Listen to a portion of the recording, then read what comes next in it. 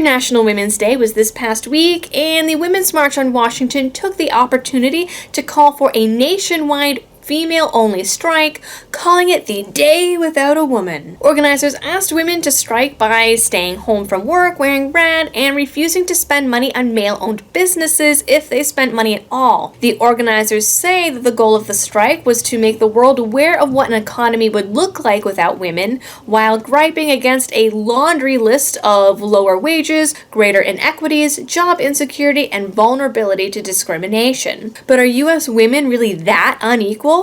Get ready for this, because I'm going to hit you with some true facts. Let's take the glass ceiling argument that women are kept out of high-level positions and positions of power. According to humanprogress.org and the World Bank, 43% of all legislators, senior officials, and managers in America are actually women. That's almost half and is a higher percentage than Canada and both Eastern and Western Europe. Women in America also make up about 46% of the workforce, which is only 1 percentage point behind Eastern Europe, is even with Western Europe, and is 6 points higher than the world average. For the so-called gender pay gap, politicians and feminists like to cite this statistic that women only make 76 cents for every dollar a man makes, which you would think would mean companies would only hire women so they could save hundreds of thousands of dollars, if not millions, in payroll every year. Unfortunately, that's not the way things work because it isn't true. The 76-cent figure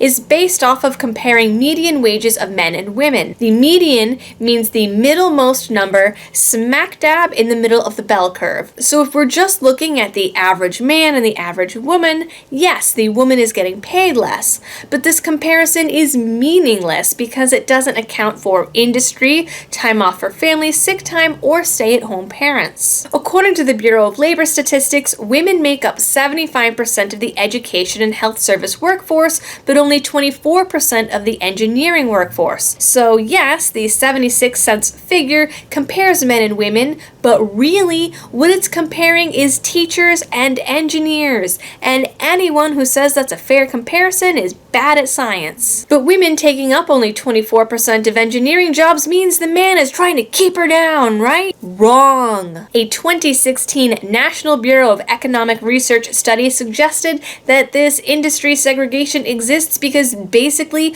women care more about being happy with their job. Not only that, but according to Harvard, women are more likely to make work choices to accommodate family responsibilities and are more likely to take on caregiver roles. Again, not because men are making them, but because of biology. Women are, for the most part, born to be maternal. Not only do we literally grow children, we're able to identify and process emotion and facial expressions in others faster and more accurately than men. We learn language faster and at an earlier age. Our voices naturally change pitch when talking to small children and sometimes free animals because babies are biologically more attuned to higher pitched voices. We are biologically programmed to be nurturing and empathic. The fact that women are more likely to be stay-at-home parents or teachers or spend time taking kids to doctor's appointments is flat out biology. In fact, a recent Glassdoor study compared men and women's wages while also controlling for age, education,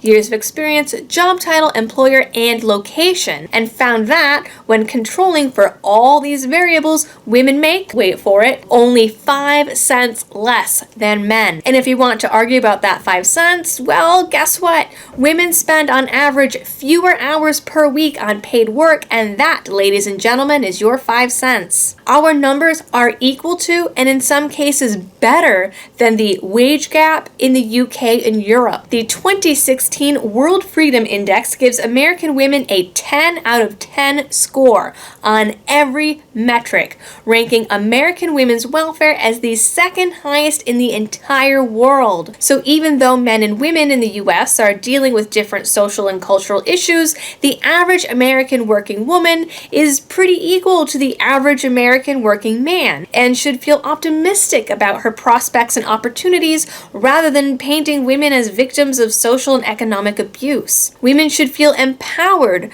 rather than creating these false narratives to make us feel helpless and hopeless. Those ideas of helplessness are far more likely to hold women back than any of the inequalities that feminists argue about. And that, ladies and gentlemen, is the truth about gender inequality in America.